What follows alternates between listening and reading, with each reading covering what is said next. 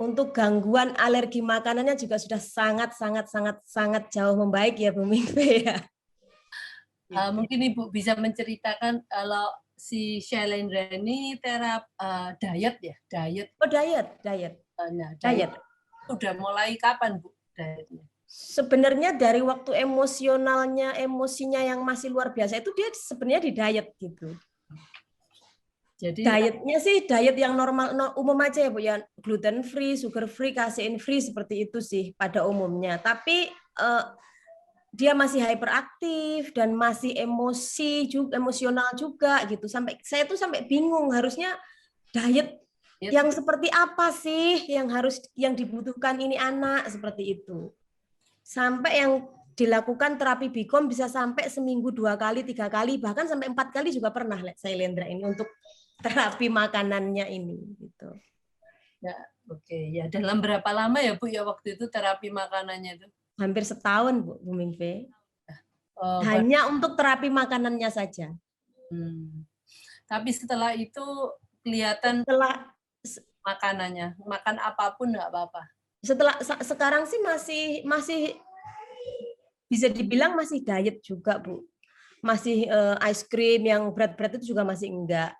Masih belum bisa makan gitu. Tetapi dengan makan makanan diet yang biasa dia makan selama ini, dietnya sudah mulai agak melonggar, tetapi perilakunya yang membaik. Dia tidak lagi menyakiti orang lain, tidak lagi menyakiti dirinya sendiri, tidurnya sudah jauh lebih, sudah sleeping disorder-nya sudah bisa dibilang sembuh.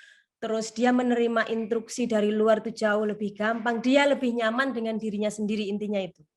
Ya. Itu sih. Tapi dari sisi perilaku ya, kalau untuk lebih ke sisi perilaku dan emosionalnya aja Bu.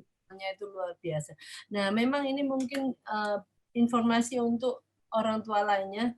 Kalau kita itu menterapi makanan itu memang ya harus ya waktu itu kan karena Bu Diah setelah 1 tahun ya Bu Diah setelah 1 tahun Bicom, setelah itu hampir 1 tahun ya. Habis itu kita memutuskan untuk menterapi makanan daripada kita menterapi yang lain-lainnya. Dan memang setelah itu baru kelihatan perubahan di Shailendra ya.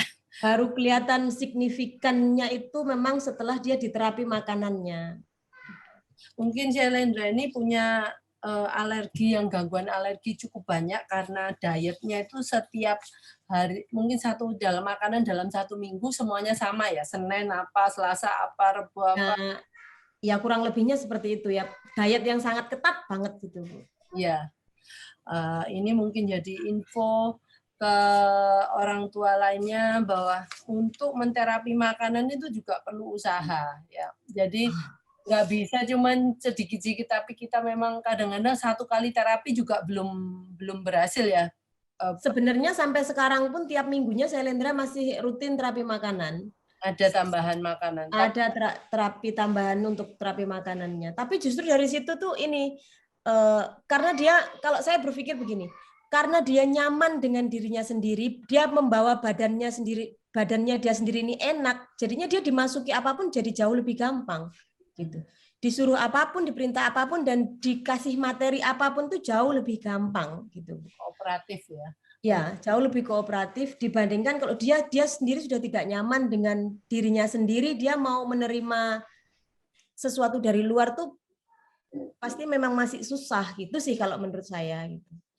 Itu kalau untuk orang-orang yang hidup dengan serumah keluarga ya, terutama yang dengan Shailendra sekarang, saya bisa membayangkan dulu bagaimana ini jadi masalah keluarga dan saudara-saudaranya. Bagaimana kita, saya bisa membayangkan ini Bu, waktu itu saya juga, ya kasusnya Shailendra ini memang unik. Nah, cuman ini mungkin bisa jadi apa ya, masukan untuk orang tua lainnya. Selama hampir 1 tahun Shailendra itu terapi dengan protokolnya Dokter Ali. Waktu itu setelah itu kita memutuskan kayaknya itu nggak usah dijalankan dulu ya. Kayaknya terapi makanan nah itu lebih kelihatan hasilnya karena problem utama mungkin di makanan lebih banyak. Oke, terima kasih Bu Diah untuk share. Mungkin kita ke Ibu Ati ya, Ibu Ati dari Kendari ya. Halo Ibu Ati. Ya, terima kasih. Assalamualaikum warahmatullahi wabarakatuh. Mohon maaf, sebelumnya HP saya tadi hang. Saya sudah siap 15 menit sebelumnya, pas Aldi bangun, saya ngelek sebentar, HP-nya disambar, mau minta musik. Jatuh terbanting. Iya, iya mohon maaf. Iya, saya mungkin mulai bercerita tentang kapan Aldi dianggap bermasalah ya. Halo? Ya, Ibu. Ya, Dengar. ya. Aldi itu mungkin lain dengan ibu-ibu yang sebelumnya. Karena kalau Aldi itu lahir dengan saya dari kehamilan, dari kandungan memang sudah bermasalah, yaitu dengan plasenta previa. Ya, hari-hari di bawah, terus kemudian saya harus menjalani operasi seksio di usia kandungan 8 bulan. Cuma waktu itu sebelum kita melakukan operasi, perkiraan Aldi ini umur berat badannya 3 kilo, 28 sampai 3 kilo. Ternyata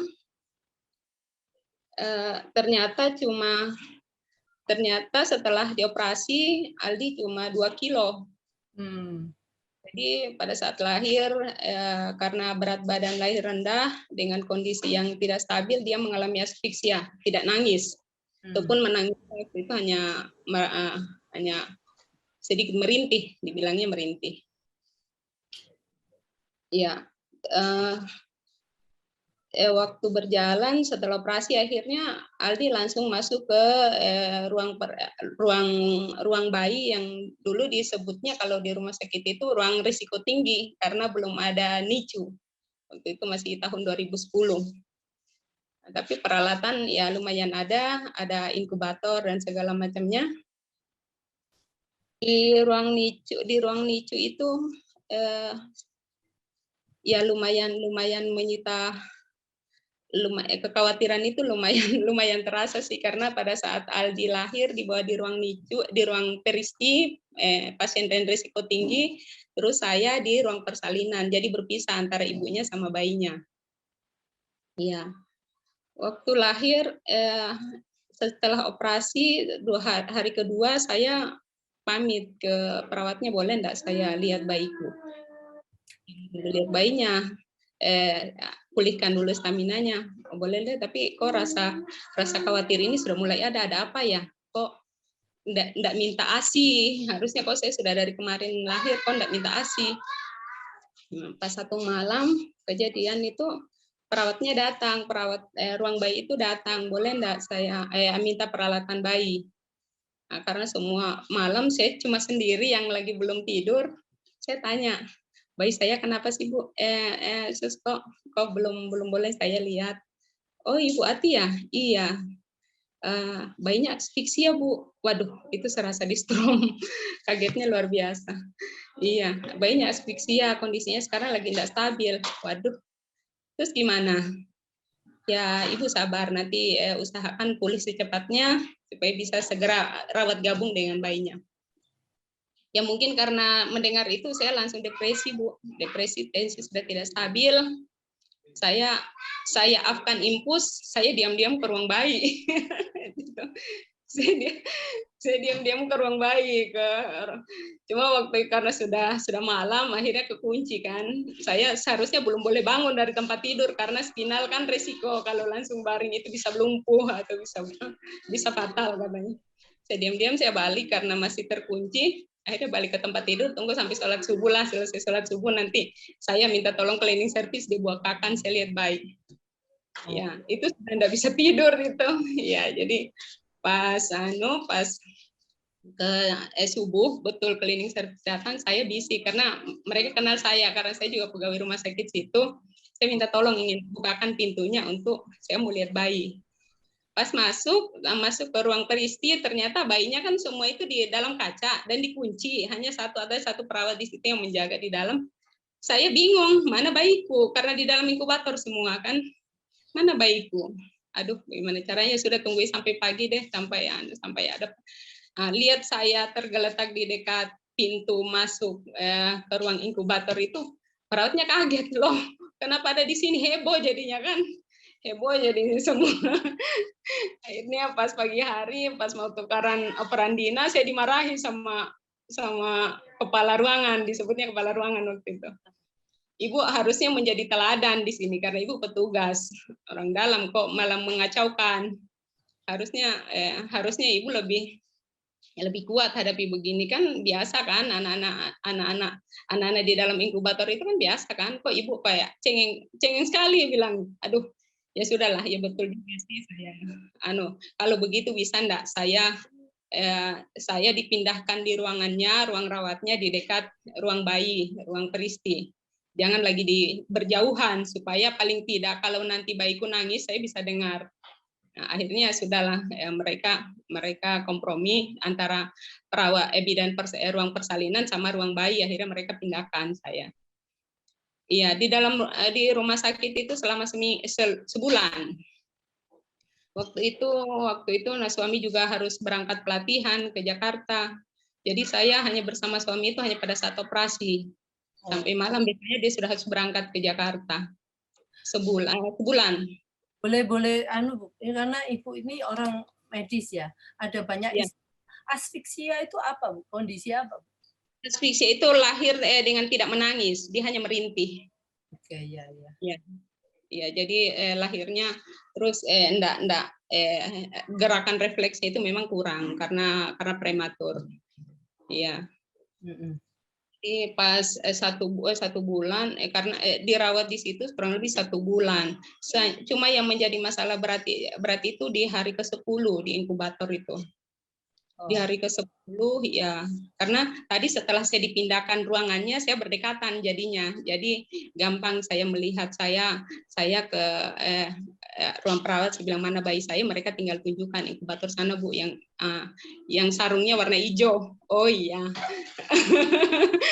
Setelah saya sudah bilang hari ke-5 saya bilang sudah boleh, saya sudah bisa urus bayiku kok. Saya sudah bisa, tapi luka operasinya bagaimana Bu? Itu masih basah. Nggak apa-apa, saya bisa urus sendiri kok. Yang penting izinkan saya masuk ke ruang peristi, saya ingin urus sendiri bayiku.